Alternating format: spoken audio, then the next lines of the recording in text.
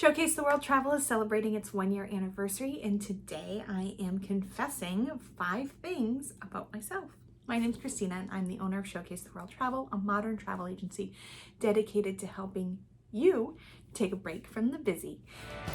Showcase Suggestions, where I share travel tips and lists of 5 to help make traveling with kids a little easier.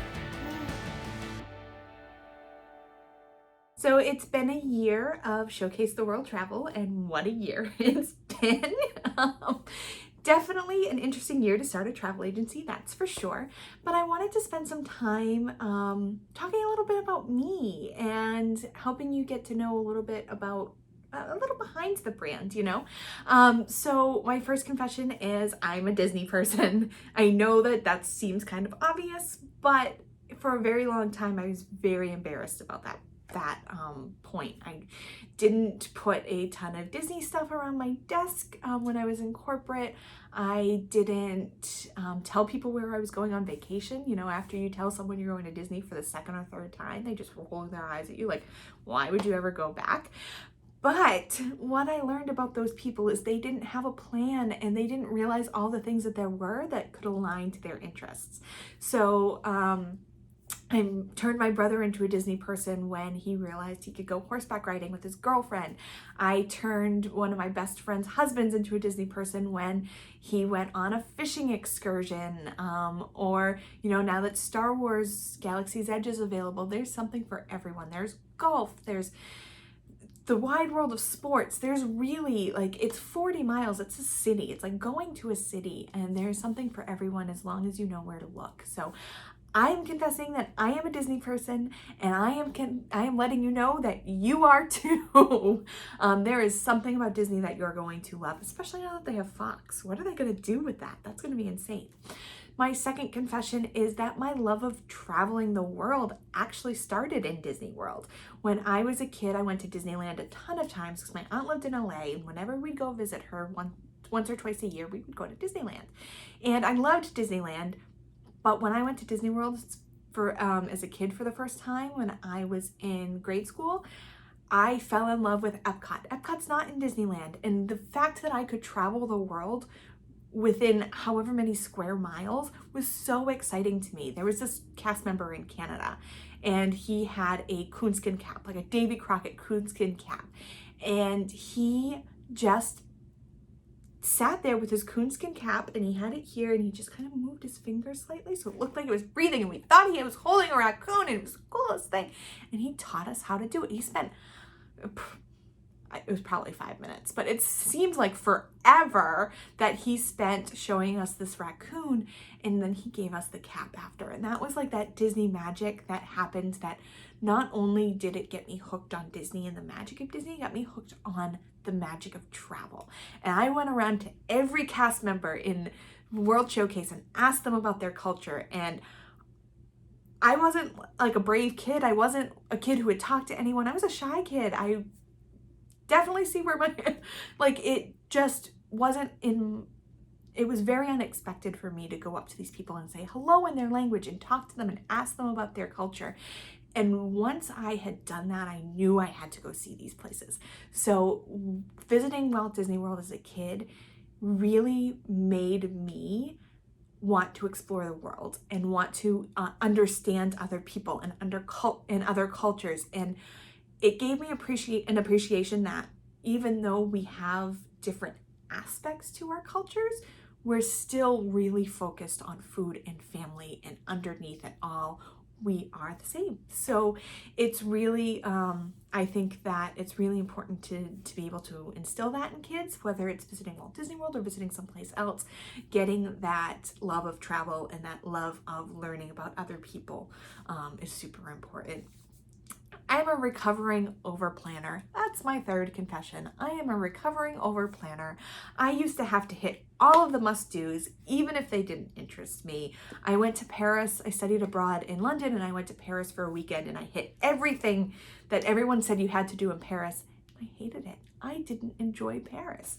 I went back on my honeymoon with my husband because we were going to southern France, and he had never been, and I was like, well, I don't like Paris, but we'll go. And we didn't do everything on the list. We just explored, and it just completely opened my eyes to Paris in a completely whole new way. We didn't visit the Louvre. Rushing around and seeing things in the Louvre didn't really appeal to me. We went to the Musée d'Orsay, which has all the Impressionist paintings, and spent hours there on one or two paintings. So it's really important not to do everything just because someone says it's a must do. It's important to make the right choices for you. What are the best choices going to be for you in your travel? And that's why it's really important to me to get to know my travelers so that I can make sure the itinerary reflects them. It's not just what I'm going to do in Disney World. It's not just what I'm going to do in Paris. It's what you and your family are going to enjoy the most. Bonus, when you're making those right choices, you don't plan as many things in a day. So now I only do a top 3 in a day. Anything else is a bonus there. And it leaves room for more spontaneity. And those are the moments that you're going to remember, is those spontaneous moments. That meeting the cast member in Canada with the coonskin cap. That's what I remember. It wasn't on my mom's plan. It's, doing the the hop on, hop off bus tour. We didn't plan to get off. We just landed in Paris. We didn't get off the bus. We just went around the loop for the first time. My husband fell asleep. I will always remember that my husband fell asleep. And as the sun was setting, we were on the top of the double decker, and it was just magical. I don't remember what I saw in the Louvre, but I remember that bus ride, which we planned on hopping on and hopping off. We decided not to. We decided to just go around a loop. And that was what I remembered about the vacation. I am addicted to Post-it notes and color-coded calendars. I have a problem. Anytime I have to go to Staples for anything, or Target for that matter, I somehow walk out with Post-it notes. I somehow walk out with colored pens. I somehow walk out with all of these office supplies to plan things. I love to plan. I love to plan your vacations. But even before that, I was an event manager. I actually have a degree in event management, and that came from my love of planning things. I love executing all of the little details so that they come together to create this incredible whole, right? So I have a background in event management. I worked as an event manager for a tech company. I did their internal company events. I did their sales events. I did their marketing events. And one of the big things I ended up doing was their sales incentive trip because I was involved in sales training and events. I ended up doing their incentive trip to Costa Rica. It was 75 people, and coming up with all those little details, like the flight itineraries, the excursions, the gifts they were going to have in their room when they got there. That was so exciting to me, and I loved executing all of those details to make that planning work. After that, I started taking over the planning for the sales team travel, which was big sales team. So if the incentive trip was 75 people, imagine how big the sales team was. And I took over the planning travel there, and I fell in love with it. No, I don't love corporate travel, but I love planning travel, and I started helping them plan their family vacations because they knew I loved Disney. They knew that I was really great at planning travel, and so they would obviously come to me. And it was at that point that I realized, I can do this for a living. I can get out of the events world, which I loved, but it was super, super on the go. I was working 80, 90-hour weeks. So this allowed me to, knowing that I wanted to start a family, start something that had flexibility and that I was super passionate about, because I'm passionate about travel, I'm passionate about planning, and I'm passionate about making sure families are coming together. Which brings me to my 5th confession.